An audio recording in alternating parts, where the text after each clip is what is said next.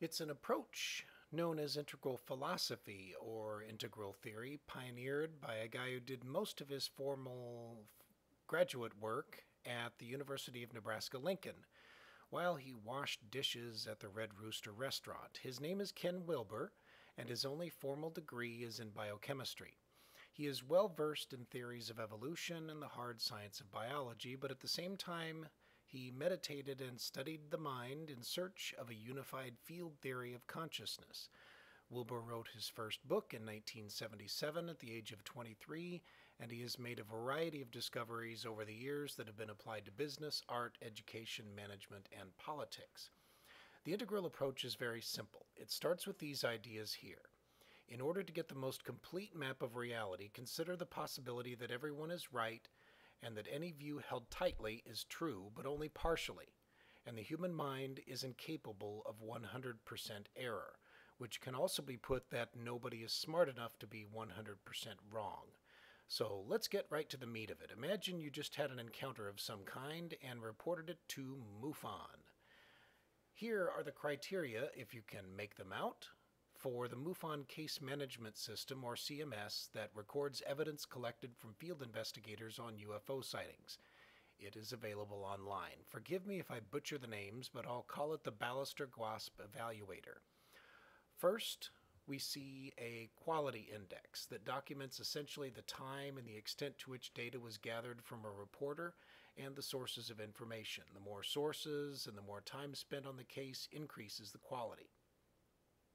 Second is a reliability index, which looks at the characteristics of the witness or witnesses. The more the witnesses, the more education they have, the breadth of sources from which evidence was collected, the higher the reliability. The more corroboration, the more reliable your report. Finally, the strangeness index. This index suggests the more unusual, out of the norm, anomalous, the more inexplicable the event was, the greater likelihood something happened. In other words, the less your experience could be confused with an airplane, weather balloon, or swamp gas, the greater the chance of what you saw must have been something otherworldly. Multiply these three indexes together, and that gives you a score on the certainty of your report. I won't go into all the aspects of it, but suffice it to say that in its present form, integral philosophy suggests we need to understand the universe as an unfolding thing that involves quadrants, levels, lines, states, and types, and can be summarized in 2 words: consciousness evolves. I'll only be talking about quadrants and applying it to the investigation and evaluation of UFOs and extraterrestrials. So let's start with the 4 quadrants in integral theory. Without getting too much into metaphysics, the map of integral theory suggests that at a minimum, to get a universe going, you would need to have 2 things: insides and outsides, and singulars and plurals. Everything that has an inside has an outside, and there are no singulars without plurals. If you just start with that, there are 4 different ways to look at the world. In the upper left is a first-person perspective, your biography, the interior of an individual. It's subjective and is studied by psychology and mysticism. On the lower left is a second-person perspective, your background. It is the interior of a plural or a culture.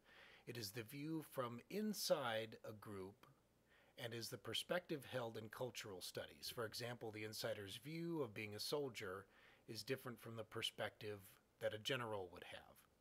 In the upper right is a third-person perspective, you as an object. It's the exterior of the individual. It is all the stuff out there you can measure with hard sciences like physics, chemistry, and biology. On the lower right, is also a third-person perspective, but is of the exterior of a collective. It is all the stuff out there you can measure as a sociologist or a systems theorist. It's the general's view of tactics and strategy and how all the parts fit together and relate to each other, as opposed to the insider's view of a private or a sergeant. You as a sentient being have 4 quadrants. As you sit here, you have thoughts and feelings or a first-person view of the world, At the same time, you have a heart rate, blood pressure, and body temperature that are the third person views of you that we can measure. You also have a second person perspective, which is your background and culture of your family, religious group, or social clique. In my time, we called them the gearheads, nerds, brains, and jocks. I don't really know what emos are, but apparently that's what is going on these days. Finally, there are objective ways to measure you as a third person from a sociologist's point of view, like your economic status and how you fit into the techno-economic modes of production. The left half of this diagram is everything subjective. The right half of this diagram is everything objective. The left half describes idealism. The right half describes materialism. In other words, it's the same you, it's just that you can be described from four different perspectives. I won't get into all the levels of integral theory or stages and structures, but I'll just say that integral theory sees an unfolding and development, call it evolution, that can be understood from these four perspectives, which seem to be fundamental characteristics of all life and consciousness. In fact, here's why I won't go into it. This is a summary of the view of developmental stages or waves, as described from each of these perspectives. In the upper left, we have sensation, perception, impulses, emotions, concepts, rules, and formal operational thought like we have now. On the lower left, this quadrant describes cultural development from archaic to magic to mythic to rational to pluralistic. Rational began in the 17th century and pluralistic only began about 40 or 50 years ago in the 1960s. In the upper right, we have atoms to molecules to neural cords to reptilian brain stems to limbic systems all the way to our complex neocortex.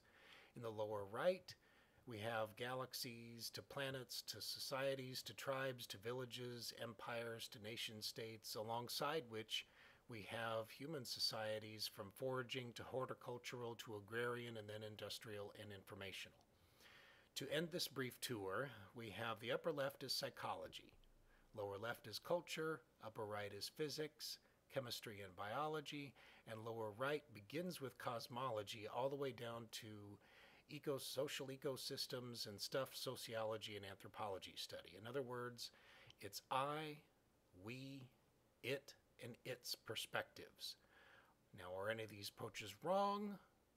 Obviously not. They are just different ways of looking at the same stuff in the universe. Now, if you end up forgetting everything I just said, here's where I tried to apply all this to UFOs and extraterrestrial study in what I call integral ufology. Each of these four quadrants or perspectives has its own unique validity claim. I believe an evaluation of the validity of a UFO or ET encounter to be complete and comprehensive should examine all claims from each of these perspectives. From the upper left, we have truthfulness. Are they lying or trying to put on a hoax? On the lower left, we have cultural fit. Is the person influenced by their family, friends, or the media? On the upper right, have they given us anything measurable? Can we measure what they saw in any way? And in the lower right, we have functional fit within a society. Were there any witnesses to corroborate the story? If you listen back to the October, November, and December 2010 radio shows, again on www.omahaufostudygroup.com, you will notice how I drive our friend John mad. He's the host of our show. He makes no secret about how difficult I make things for him with my ideas. Now, I have noticed that John seems to hold all of these worldviews at separate shows depending on the topic being discussed.